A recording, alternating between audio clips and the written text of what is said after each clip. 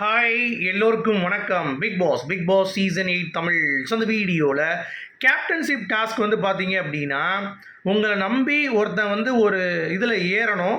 அவனை வந்து பார்த்தீங்கன்னா நீங்கள் தள்ளிட்டு போய் கொண்டு போய் சேர்க்கணும், அவ்வளோதான். உங்களை நம்பி யார் யார் வராங்க, எத்தனை பேர் நீங்கள் போய் சேர்க்குறீங்க, அது யார் அதிகமாக அங்கே மெம்பர்ஸை சேர்க்குறீங்களோ அவங்க தான் வந்து கேப்டன்ஷிப் டாஸ்க். இது வந்து நம்பிக்கை சார்ந்த ஒரு டாஸ்க்கு, சரிங்களா? ஸோ அதில் இப்போ என்னன்னா, விஷாலு முத்து அப்படின்றது தான் கடைசியாக வந்து இருந்திருக்கு. இப்போ ஜாக்லினுக்கு ஏறினது சௌந்தர்யா, ரயான் அப்படி இருக்கட்டுமே. முத்துக்கு வந்து பார்த்தீங்கன்னா ஒரு சில பேர் ஏறியிருப்பாங்க, விஷாலுக்கு ஏறியிருப்பாங்க. ஸோ 2 பேருக்கும் வந்து ஈக்குவலாக இருந்திருக்கு போல தெரியுது. அப்போ வந்து பார்த்தீங்கன்னா ரயான் வந்து ஒரு கேம் ஆடி கடைசியாக வந்து அவன் போயிட்டான், முத்துக்குமரன் போய் ஜெயிக்க வச்சிட்டான். இதுதான் வந்து நடந்திருக்கு. இதுக்கு மேலே எந்த ட்விஸ்ட்டும் இல்லை. ஆனால் இனிஷியலாக வந்து பார்த்தீங்கன்னா முத்துக்காக நான் ஜெயிக்கணும், விஷாலுக்காக ஜெயிக்கணுன்றவங்க, அப்போ இங்கே ஆடுறவங்க ஜாக்லினுக்காக ஆடினவங்களை வந்து பார்த்தீங்கன்னா அங்கே ஏற்றி விட்டுருக்கணும் நீங்கள், சரியா?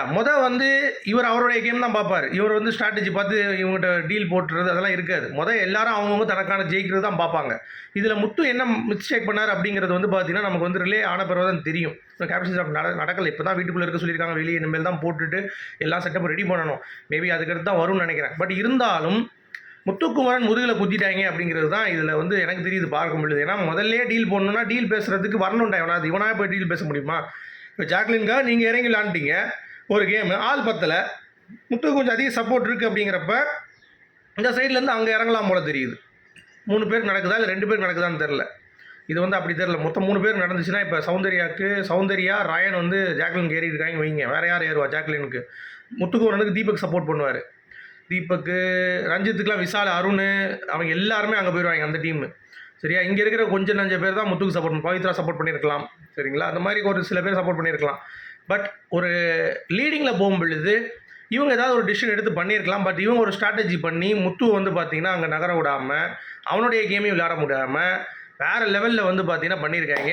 இதில் வந்து விஷால் திருட்டுத்தனமாக ஜெயிச்சான் அப்படிங்கிறது மேட்ரு கிடையாது, ஏமாற்றி ஜெயிச்சாங்க மேட்ரு கிடையாது. கடைசியாக ராணவோடைய கிளவராக ஒரு மூவ் தான் எடுத்திருக்காங்க. அதுதான் இப்போ வந்து ரூமர்ஸில் வருது. ஆக்சுவலாக நடந்திருக்கும்ல, அதை பற்றி நம்ம டீட்டெயிலாக விசாரிக்கும் பொழுது ராணவ் தான் கேம் சேஞ்ச் பண்ணியிருக்கான் அப்படின்ற மாதிரி வருது, சரிங்களா? ஸோ அப்படி இருக்கும் பொழுது முத்து அழகாக பேசியிருக்கலாம் முன்னாடியே. பட் அவரை வந்து முதுகில் குத்திட்டாங்க அப்படிங்கிறது க்ளீனாகவே புரிஞ்சிருச்சு. But it's okay, it's good for Muthu அப்படிங்கிறது தான். நான் ஏன் சொல்கிறேன் கேளுங்க.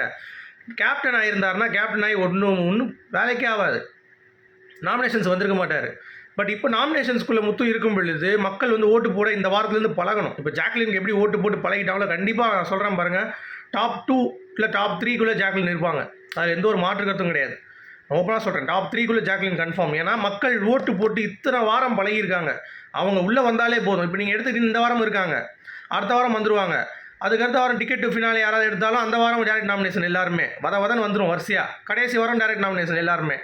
யாருமே வந்து பார்த்தீங்கன்னா நாமினேஷன் லிஸ்ட்லாம் போட முடியாது. ஸோ ஃபுல் அண்ட் ஃபுல் எல்லாம் இறங்கிடுவாங்க. இனிமேல் வந்து எல்லாமே நாமினேஷன்ஸ்குள்ளே வந்துடுவாங்க. ஸோ அப்படி இருக்கிறப்ப ஓட்டு போட்டு மக்கள் பழகணும் அப்படின்றக்கா முத்துக்குமரனுக்கு இது ஒரு ஜாக் பாட்டு தான். அவர் வருத்தப்பட வேண்டிய அவசியமே கிடையாது. ஏன்னா அவங்க வந்து என்ன கேப்டன் போயிட்டு ஜார்ஜ் ஊச்சுன்றாங்க, அதெல்லாம் ஒரு வெங்காயம் கிடையாது. அவருக்கு அது சாதகம் தான், பாதகம் கிடையாது அப்படிங்கிறது தான், சரியா? அது மட்டும் இல்லாமல் ஜாக்லின் வந்து பார்த்தீங்கன்னா நான் உனக்கு நீ ஜெயிக்கணும் ஆசைப்பட்றேன் அப்படின்னு சொல்கிறது அப்படிங்கிறது வந்து முட்டாள்தனமாக இருக்குது. ஆக்சுவலாக விசாலா முத்துவானா முத்து ஜெயிக்கணும், நான் ஜெயிக்கணும் அப்படின்றது அந்த பாயிண்ட் ஆஃப் வியூ இருந்தாலும் கடைசி நீங்கள் ஜெயிக்க வைக்கிறதுக்கு அவனுக்கு அட்லீஸ்ட் ஸ்ட்ராட்டஜியாச்சும் பிளான் பண்ணியிருக்கணும்ல. எதையுமே பண்ணாமல் நீங்கள் ஜெயிக்க வைக்கணும் அப்படின்னா உன்னோடைய ஸ்ட்ராட்டஜி தப்பு, நீ மாற்று அப்படின்னா அதை எப்படி மாற்ற முடியும்? ஸோ அது வந்து நிஜமாகவே அப்போ முதல்ல நீங்கள் இறங்கியிருக்கணும். 2 பேர் சேர்ந்து அவனை முடிச்சு விட்ருக்கணும். யாராவது பேசி வச்சுட்டு நீயா நானான்ட்டு 2மே பண்ணாமல் வந்து கடைசி நேரத்தில் உனக்கா நான் விளாட்றேன் எனக்கா நீ விளாட்றேன்னா அப்புறம் அது புரியல இப்படின்ட்டு கடைசி நேரத்தில் எப்படி ஒர்க் அவுட் ஆகும். அதனால் அந்த ஒரு விஷயத்தில் எனக்கு இதில் பெருசாக உடன்பாடு இல்லை. பட் ராணா ஒரு கேம் சேஞ்ச் பண்ணியிருக்கான், ப்ளஸ் முத்துக்கு இது சாதகமாக தான் அமைஞ்சிருக்கு அப்படிங்கிறது தான் பாயிண்ட். ஸோ உங்களுடைய கருத்துக்கள் என்ன அப்படிங்கிறத சொல்லுங்கள். மீண்டும் அடுத்த சந்திப்போம். அது வரைக்கும் குட் பை.